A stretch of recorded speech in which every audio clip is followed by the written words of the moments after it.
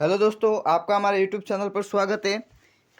आज हम जो जो विद्यार्थी बीएससी प्लस बीएड और बीए प्लस बीएड और जो बीएड और जो बीएसटीसी विद्यार्थी करते हैं उनके जो इंटर्नशिप मिलती है उसमें जो इंटर्नशिप फाइल होती है, तो हम उन इंटर्नशिप फाइलों को किस प्रकार से लिखना है, किस प्रकार से उस फाइलों को पूर्ण करना है, उसके बारे में हम जानकारी अर्जित करेंगे। वह हम आपको बताएंगे भी ये मैंने मेरी फाइल की हुई है, उस फाइल के आप देखकर भी आप कर सकते हैं। तो देखिएगा, मेरी कॉलेज जसवंतपुरा कॉलेज जो जसवंतपुरा जालोर डिस्ट्रिक्ट के अंतर्गत है, वहाँ से मेरी बीएड वगैरह चल रही है। तो मैं आपको आपके सामने मैं बीएड की ये एक फाइल है। इस फाइल का नाम है खुला सत्र एवं अन्य गतिविधि open air session and other activities, यानी जो इंटर्नशिप के हमें जिस विद्यालय के अंतर्गत इंटर्नशिप मिलती है उस विद्यालय के अंतर्गत क्या अन्य गतिविधि वगैरह हुई है, क्या उसके बारे में इस फाइल के अंतर्गत लिखना है। तो सबसे पहले आपने हमारे यूट्यूब चैनल को सब्सक्राइब नहीं किया हो तो सब्सक्राइब कर ले, क्योंकि आपको हमारे यूट्यूब चैनल पर हर एक किसी भी बीएड या बीएसटीसी या बीएड से संबंधित किसी भी फाइल का आपको वीडियो जल्दी मिल जाएगा। और आपको किसी भी बुक का रिव्यू भी चाहिए तो वो भी हमारे यूट्यूब चैनल पर उसका भी रिव्यू उपलब्ध है। तो इसलिए आप हमारे यूट्यूब चैनल को सब्सक्राइब करके बेल आइकन घंटी का बटन भी दबा दीजिए, जिससे आपको हर किसी भी वीडियो का सबसे पहले नोटिफिकेशन प्राप्त हो सके। तो देखिएगा, मेरी कॉलेज जसवंतपुरा से चल रही है। ये जसवंतपुरा तहसील है और डिस्ट्रिक्ट जालौर के अंतर्गत है। तो ये बीएड की फाइल है, खुला सत्र एवं अन्य गतिविधि open air session and other activities. तो देखिएगा, जसवंतपुरा कॉलेज ये आपको मतलब जैसे ही ये इंटर्नशिप आपको ओपन एयर सेशन की फाइल मिलेगी, तो जैसे ही आपको ये पहले पृष्ठ के अंतर्गत आप ये बना सकते हैं इंडेक्स वगैरह क्या क्या जो भी। तो देखिएगा, मैंने पहले पृष्ठ के अंतर्गत जसवंतपुरा कॉलेज जसवंतपुरा लिख के भी जो भी आपके कॉलेज का नाम हो वो कॉलेज का नाम लिख दीजिएगा। फिर छात्र अध्यापक का नाम, जो भी आपका नाम वगैरह, पिता का नाम, माता का नाम, जो भी कक्षा आपकी हो वो, और विषय और ये सत्र वगैरह जो भी आपके अनुसार लिख दीजिएगा। यानी ये फर्स्ट पेज हो गया। ये आपके हिसाब से भी जो भी इसके अंतर्गत कोई एक दो नया पॉइंट भी जोड़ सकते हैं और जो भी माइनस वगैरह कर सकते हैं वो आपके हिसाब से लिख सकते हैं। फिर इसके बाद इसका दूसरा पेज जो मैंने इंडेक्स बनाया है, यानी मैंने पृष्ठ संख्या लगाकर भी कि क्या क्या हमारे जो भी मुझे इंटर्नशिप मिली है उस विद्यालय के अंतर्गत क्या क्या कार्यक्रम वगैरह, कैसे मेरा परिचय वगैरह हुआ, किस प्रकार से कोई भी अन्य गतिविधि वगैरह हुई, उस गतिविधि का मैंने इंडेक्स बनाया है। तो आप देख सकते हैं जिस प्रकार से मैंने ये इंडेक्स बनाया है, यानी मैंने लगभग कितने पॉइंट बनाए हैं तो आप देख लीजिएगा। मैंने लगभग 12 पॉइंटों के अंतर्गत ये फाइल को मैंने पूरा संक्षिप्त में लिखा है। तो यानी 19 पृष्ठ है, फाइल के ज़्यादा पृष्ठ नहीं है। तो आप देख लीजिएगा, ये इसका मैंने जो भी क्रम संख्या, प्रकरण, शीर्षक व उपशीर्षक वगैरह, पृष्ठ संख्या वगैरह लगा के ये मैंने इसका इंडेक्स बना दिया। इसके बाद सबसे पृष्ठ संख्या 1 के अंतर्गत ये मेरा जो भी पहला सप्ताह था उसके अंतर्गत मेरा विद्यालय कार्यक्रम वगैरह कैसा रहा। तो आप देख सकते हैं, प्रथम दिवस हम सुबह 9:30 बजे विद्यालय प्रांगण पहुँचे तथा विद्यालय के संस्था प्रधान से मिले। यानी जिस दिन मुझे इंटर्नशिप स्कूल की वो जो भी अलॉट हुई थी उसके दूसरे दिन ही मैं विद्यालय सुबह 9:30 बजे विद्यालय प्रांगण पहुँचे तथा विद्यालय के संस्था प्रधान से मिले। उनसे मिलकर मुझे बहुत ही अच्छा लगा तथा प्रधानाध्यापक जी ने उस विद्यालय के शिक्षकों से मेरा परिचय कराया तथा इसके बाद प्रधानाध्यापक जी ने प्रार्थना सभा में मेरा विद्यालय के बच्चों से भी परिचय कराया गया। उन सभी से मिलकर मेरा मन भी आनंदमय हुआ तथा प्रार्थना सभा व विद्यालय प्रांगण में विद्यार्थियों का अनुशासन भी बहुत ही उच्च स्तरीय अच्छा था। यानी क्या क्या आपके कि किस प्रकार से प्रथम सप्ताह के प्रथम दिवस के अंतर्गत किस प्रकार से आपका विद्यालय प्रधानाध्यापक वगैरह किस प्रकार से परिचय हुआ वो आपको लिखना है। फिर प्रधानाध्यापक जी ने मुझे कक्षा 6 में पढ़ने के लिए भेजा गया या पढ़ाने के लिए भेजा गया तथा मैंने कक्षा 6 के बच्चों से सबसे पहले उन सभी का नाम पूछा गया तथा फिर उसके बाद राजस्थान की भौगोलिक स्थिति के बारे में बच्चों से प्रश्न उत्तर किए। अत मुझे प्रथम सप्ताह के अंतर्गत विद्यालय के बच्चों से पूर्ण परिचय हो गया था तथा इस प्रकार मेरा इंटर्नशिप का प्रथम सप्ताह पूर्ण हुआ। यानी सप्ताह के प्रथम सप्ताह के अंतर्गत जो भी मेरी एक्टिविटी वगैरह गतिविधि हुई है वो मैंने फर्स्ट के अंतर्गत लिख दिया है कि भाई मेरा प्रथम सप्ताह वगैरह किस प्रकार से पूर्ण हुआ वो लिख दिया। फिर इसके बाद देखिएगा ये दूसरा सप्ताह और तीसरा सप्ताह मेरा विद्यालय के इंटर्नशिप के दौरान किस प्रकार से बीता वो है। तो तीसरे सप्ताह के अंतर्गत चित्रकला और रंगोली प्रतियोगिता। द्वितीय तृतीय सप्ताह के अंतर्गत विद्यालय के बालकों के बीच चित्रकला रंगोली प्रतियोगिता का आयोजन किया गया जिसमें बालकों ने बढ़ चढ़कर हिस्सा लिया गया तथा बालकों ने कई प्रकार से समाज को जागरूक करने के संबंध में कई प्रकार के अन्य भिन्न भिन्न चित्र व रंगोली के द्वारा स्वच्छ समाज को प्रदर्शन किया गया। बालकों ने रंगोली व चित्रों में कई प्रकार के अलग अलग रंगों का प्रयोग किया गया जिससे रंगोली व चित्र कई ज़्यादा अधिक सुंदर लग रहे थे। चित्र बनाए सुंदर सुंदर भरे उसमें भाव, रंगों से हो सजी धरा हरियाली हो साफ, जल ही जीवन माने व्यर्थ न इसको जान, बुन बुन सब जब ना बसे कैसे होगा काम। यानी ये द्वितीय और तृतीय सप्ताह हो गया। यानी जो भी विद्यालय के विद्यार्थियों ने जिस प्रकार से बढ़ चढ़कर मतलब ऐसे अपने मन से भी लिख सकते हैं, ये पंक्तियाँ आपकी इच्छा हो तो लिख सकते हैं, नहीं कोई नहीं, ये तो हम इसलिए लिखी है कि फाइल को और अधिक मतलब आकर्षक बना सकते हैं, इसलिए आप लिख भी सकते हैं नहीं भी लिख सकते हैं, वो आपकी इच्छा के अनुरूप है। फिर सामान्य ज्ञान प्रतियोगिता, ये चतुर्थ पंचम षष्ठ यानी चौथा पांचवा छठा सप्ताह के अंतर्गत जो भी विद्यालय के इंटर्नशिप के दौरान जो भी गतिविधियां हुई है वो मैंने लिखी है। तो आप भी अपने हिसाब से भी लिख सकते हैं और आप इस वीडियो को देखकर भी आप लिख सकते हैं। तो देखिएगा इसके अंतर्गत विद्यालयों में शिक्षा केवल पुस्तकों तक सीमित नहीं होती बल्कि छात्रों के बौद्धिक विकास के लिए विभिन्न प्रकार प्रतियोगिता भी आयोजित की जाती हैं। इसी कड़ी में हमारे विद्यालय प्रांगण में एक भव्य सामान्य ज्ञान प्रतियोगिता का आयोजन किया गया। यानी विद्यालयों में शिक्षा ही केवल एक पुस्तकों तक सीमित नहीं होती, यानी विद्यालय में शिक्षा केवल एक पुस्तकों तक सीमित नहीं होती बल्कि छात्रों के बौद्धिक विकास के लिए विभिन्न प्रकार प्रतियोगिता भी आयोजित की जाती। इसी कड़ी में हमारे विद्यालय प्रांगण में एक भव्य सामान्य ज्ञान प्रतियोगिता का आयोजन किया गया।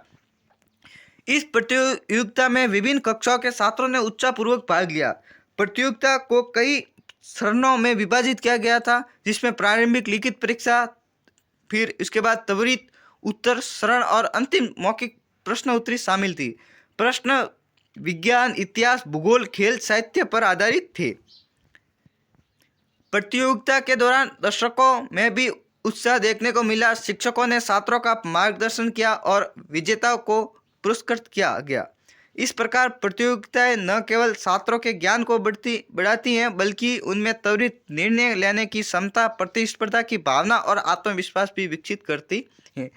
आप ये इंटर्नशिप फाइल बना रहे होंगे तभी जब आपको अगर मेरी जो भी आवाज़ वगैरह आपको डिस्टर्ब करे तो आप उसको मतलब वॉल्यूम को कम करके भी आप PDF के जिस प्रकार के दौरान आप भी लिख सकते हैं। और आपको अगर किसी शब्द को भी लिखने वगैरह में समझ में नहीं आए तो आप मेरे वॉइस का भी प्रयोग कर सकते हैं।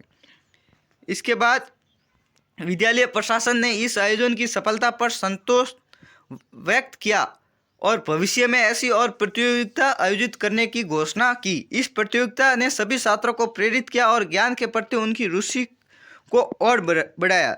सामान्य ज्ञान के प्रश्न इस प्रकार से पूछे गए थे, ये आपकी इच्छा हो तो भी लिख भी सकते हैं, नहीं भी इतना लिख के ये भी खाली प्रश्न भी छोड़ सकते हैं। तो जिस प्रकार से मैंने ये प्रश्न बनाया अभी, राजस्थान का क्षेत्रफल कितना है अब सद के अंतर्गत, मतलब इस प्रकार से भी हुई थी सामान्य ज्ञान प्रतियोगिता। फिर राजस्थान राज्य के मुख्यमंत्री कौन है वर्तमान में, जो भी हो वो उसके हिसाब से। फिर ओपन एयर फाइल एक्टिविटी के अंतर्गत ये मेरा सप्तम सप्ताह है, उसके अंतर्गत मैंने खेल प्रतियोगिता का वर्णन किया गया, तो आप भी देख सकते हैं। विद्यार्थियों में मानसिक विकास के साथ साथ शारीरिक विकास भी आवश्यक है। शारीरिक विकास हेतु खेल प्रतियोगिता का आयोजन किया जाता है। विद्यालय स्तर पर kho kho, cricket, kabaddi, volleyball, badminton, सतोलिया इत्यादि खेलों का आयोजन किया जाता है, जिससे उनकी प्रतिभाओं का विकास हो सके। राजस्थान के मुख्यमंत्री श्रीमान भजनलाल शर्मा जी व राज्य खेल मंत्री राज्यवर्धन सिंह राठौड़ ने खेल के प्रति रुचि जागृत करने के लिए विधानसभा के बजट में खेलों के संबंधित कई प्रकार की घोषणाएं भी की हैं। खेल दिवस 29 अगस्त को हॉकी के जादूगर मेजर ध्यानचंद्र जी की याद में मनाया जाता है। फिर ये गणतंत्र दिवस समारोह 2025, इसके संदर्भ में भी मैंने क्या क्या लिखे हैं वो आप देख सकते हैं। ये मैंने चित्र इसलिए बनाया है कि भी ज़्यादा फाइल पृष्ठ का प्रयोग, ज़्यादा पृष्ठों का प्रयोग हो सके और जल्दी से फाइल भी कम लिखावट के अंतर्गत संपूर्ण हो सके। तो 26 जनवरी गणतंत्र दिवस समारोह 2025 को लेकर विद्यालय स्तर पर तैयारियां लगभग 2 सप्ताह पूर्व ही शुरू की जाती है। साथ साथ गणतंत्र दिवस पर विद्यार्थियों में काफ़ी उत्साह नजर आता है। विद्यालय पर विभिन्न कार्यक्रमों का आयोजन किया जाता है। विद्यार्थियों द्वारा परेड की जाती है तथा तिरंगे को सलामी दी जाती है।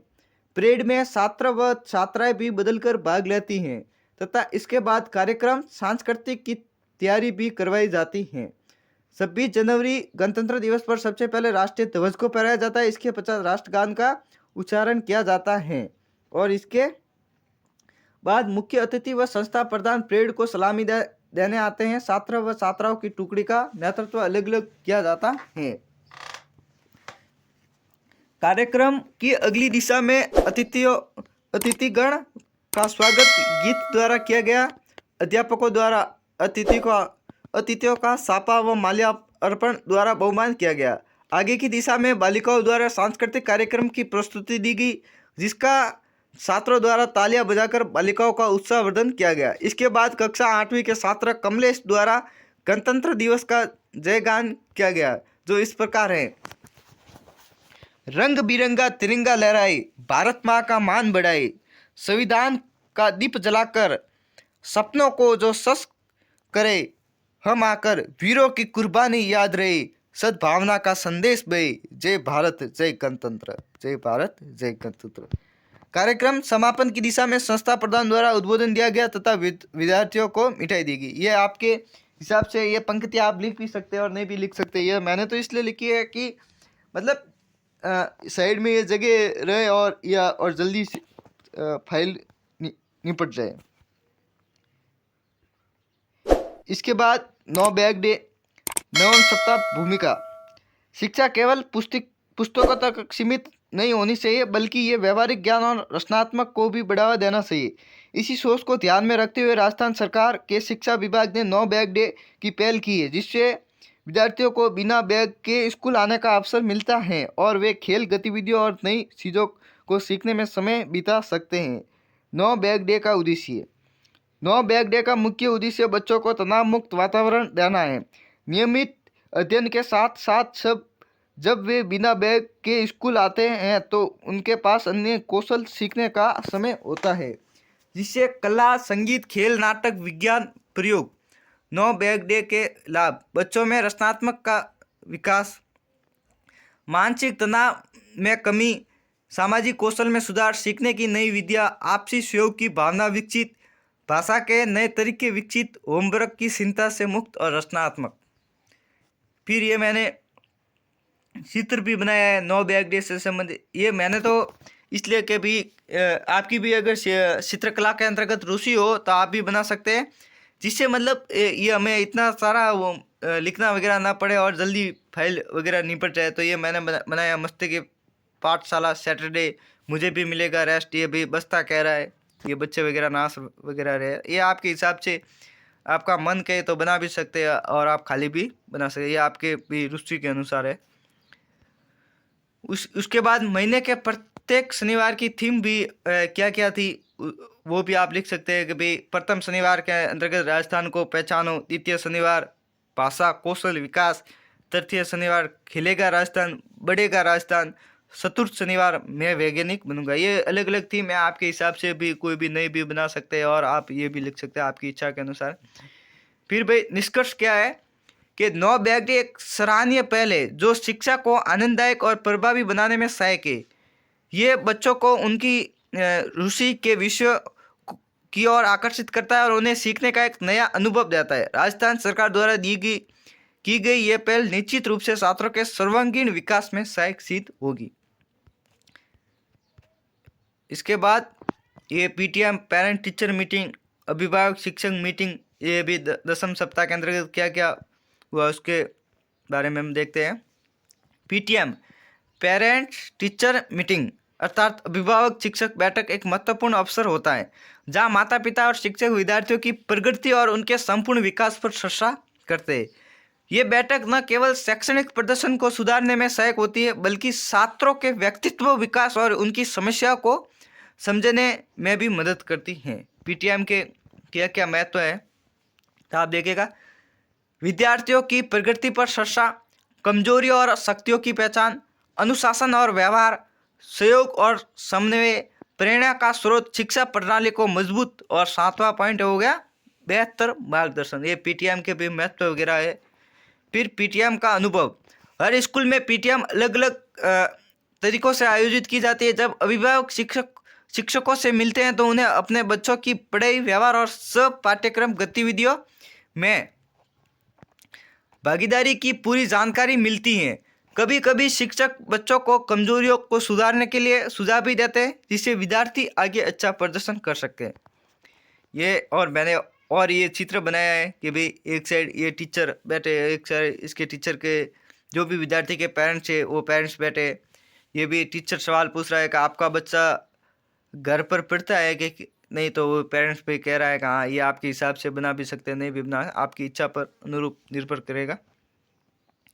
देख सकते हैं इसी तरह पेरेंट टीचर बैठ रहे और बातें कर रहे हैं। फिर स्वच्छ भारत अभियान, ये बाल सभा 11वां सप्ताह।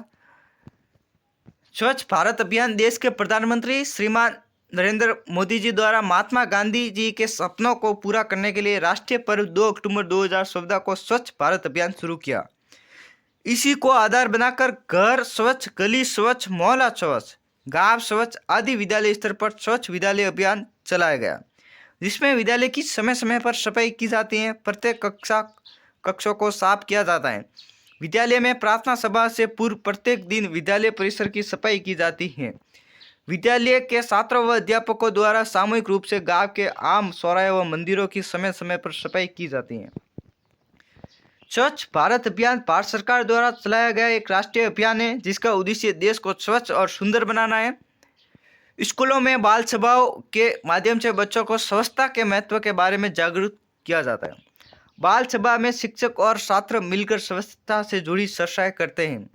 इसमें बच्चों को बताया जाता है कि वे अपने घर, स्कूल और आसपास के क्षेत्रों को कैसे साफ रख सकते हैं।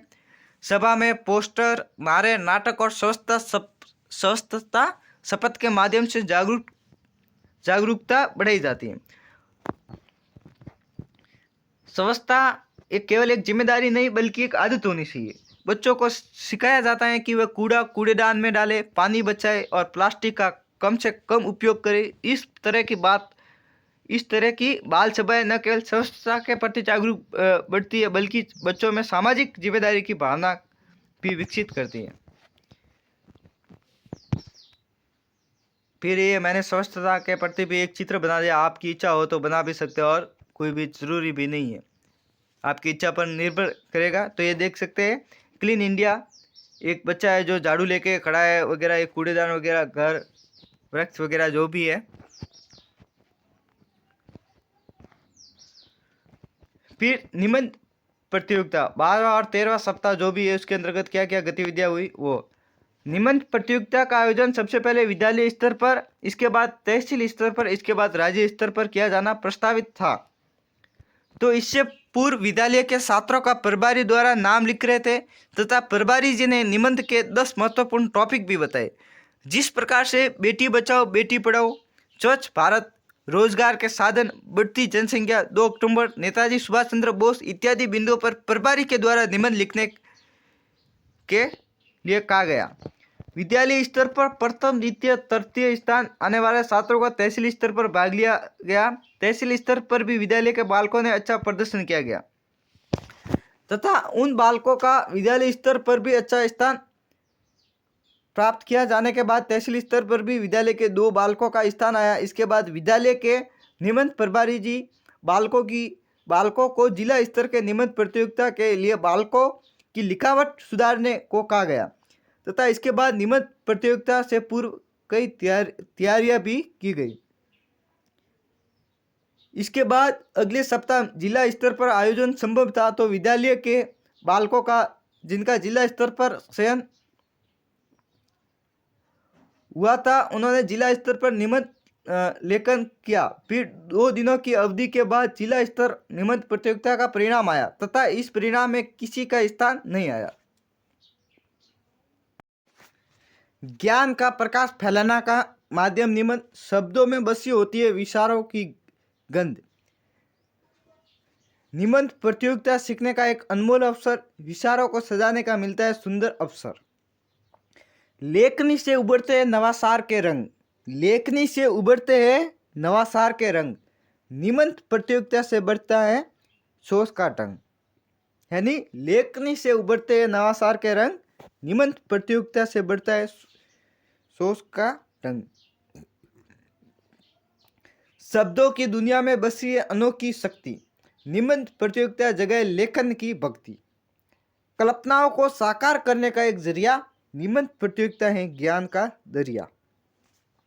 ये आपकी इच्छा के अनुरूप हो तो आप ये पंक्तियाँ भी लिख सकते हैं, नहीं कोई ज़रूरी वगैरह नहीं है। ये मैंने तो भाई जगह में मैं आपको बार बार कह रहा हूँ कि इसलिए कि आप जो भी जगह है अगर फाइल को मतलब कम लिखावट के अंतर्गत पूर्ण करना चाहते हैं तो आप ये पंक्तियाँ लिख सकते हैं, नहीं कोई ज़रूरी वगैरह नहीं है। इसके बाद चित्रकला, ये जो भी 14 नंबर सप्ताह है उसके अंतर्गत चित्रकला का आयोजन वगैरह हुआ। विद्यालय स्तर पर चित्रकला प्रतियोगिता का आयोजन सर्वाधिक किया जाता है जिससे उनकी चित्रकला के प्रति रुचि जागृत होती है। विद्यालय में विभिन्न महापुरुषों की जयंतियों पर उनका चित्र बनाना, जैसे महात्मा गांधी जयंती पर महात्मा गांधी जी का चित्र बनाना, स्वामी विवेकानंद जयंती पर स्वामी विवेकानंद का चित्र बनाना, बेटी बचाओ बेटी पढ़ाओ पर चित्र बनाना, पानी बचाओ वृक्ष लगाओ का चित्र बनाना, गुरु पूर्णिमा पर गुरु शिष्य का चित्र बनाना। इससे गांव के अनपढ़ लोग भी चित्रों को देखकर उनके भाव समझ जाते हैं। ये चित्र वगैरह बनाया है, आप देख सकते हैं, आपकी इच्छा हो तो बना सकते हैं, नहीं कोई भी जरूरी वगैरह नहीं है। फिर 15वां सप्ताह के अंतर्गत नृत्य प्रतियोगिता का आयोजन किया गया, तो ये आप देख सकते हैं मैंने किस प्रकार से लेखन वगैरह किया है, देखिएगा। राजकीय उच्च प्राथमिक विद्यालय के छात्रों की रुचि नृत्य कला पर जागृत करने के लिए नृत्य कला कार्यक्रम का आयोजन किया गया। राजस्थान का राज्य नृत्य घूमर तथा शास्त्रीय नृत्य कथक का आयोजन किया गया और प्रथम द्वितीय तृतीय स्थान प्राप्त करने वालों को विद्यालय स्तर पर सम्मानित किया गया। ये भी सम्मानित नहीं सम्मानित लिखना था, आप सुधार लेना। नृत्य कला अद्भुत लगे रस ने नव अभिराम, तन मन को ये मोहित कर झूमे सारा धाम। पग में लय हाथों में भाव, नयनों में संसार, नृत्य करे सब प्रतिभागी गूंजे सुख संसार। ताल और लय में सब थिरकते हैं पाव, ताल और लय में सब थिरकते हैं पाव, झूम उठता है सारा जा तब संग भाव। नृत्य है भावों का अनमोल जुबान, नृत्य है भावों की अनमोल जुबान, इससे में बसता है कला का समान। नृत्य प्रतियोगिता है उमंगों की शान, हर कदम कहे अपनी एक नई पहचान। सब थिरकते पाव गूंजती है ध्वनि, संगीत संग बहती है नृत्य की अग्नि। फिर बाल सभा 16वां सप्ताह के अंतिम सप्ताह है, इसके अंतर्गत बाल सभा से संबंधित लिखा है, तो देखिएगा। बाल सभा का आयोजन सप्ताह के प्रत्येक शनिवार को किया जाता है, जिससे विद्यालय के सभी छात्र भाग लेते हैं। सभी छात्रों में से एक छात्र खड़ा होकर अध्यक्ष पद छात्र की घोषणा करता है तथा एक अन्य छात्र उसका समर्थन करता है। फिर चुनाव के द्वारा उसको अध्यक्ष बनाया जाता है। पूरी बाल सभा का संचालन अध्यक्ष द्वारा किया जाता है। इसमें सांस्कृतिक गीतों की प्रस्तुति भी दी जाती है तथा अंग्रेजी स्पेलिंग भी पूछी जाती है तथा सामान्य ज्ञान, जिसके अंतर्गत राजस्थान, भारत, विश्व, करंट अफेयर्स, समसामयिकी, विज्ञान, गणित के सूत्र इत्यादि से के संबंधित प्रश्न पूछे जाते हैं। बच्चों की दुनिया, सपनों का जहाज, बाल सभा में खिलते हैं नए अरमान, गीत, कहानी और हंसी का फुहार, बाल सभा लाए खुशियों की बहार, ज्ञान का सागर, सृजन का मेल, बाल सभा देती है सिक्कों का खेल, हर बालक में सिपाही अनोखी उजास, बाल सभा देती है उड़ान को आस। तो भाई ये एक बार तो मैंने पढ़ के आपको बता दिया भी कि कोई भी आपको शब्द वगैरह, और चैनल को सब्सक्राइब करके बेल आइकन घंटी का बटन दबा दीजिए, जिससे आपको हर नई किसी भी वीडियो का सबसे पहले नोटिफिकेशन प्राप्त हो सके। और हमारे यूट्यूब चैनल पर आपको हर एक से संबंधित किसी भी जो भी बीएड की सभी फाइलें हैं, वो सभी फाइलों की आपको पीडीएफ जल्दी उपलब्ध हो जाएगी। उससे संबंधित वीडियो भी आपको जल्दी उपलब्ध हो जाएगा। और आपने हमारे यूट्यूब चैनल को सब्सक्राइब करने आया तो सब्सक्राइब कर ले, और आप हमारे टेलीग्राम चैनल से भी ज्वाइन हो जाए, जिससे जहाँ पर आपको पीडीएफ फाइल की जो भी ये पीडीएफ है उसकी आपको वहाँ पर पीडीएफ उपलब्ध हो जाएगी। तो जय हिंद दोस्तों।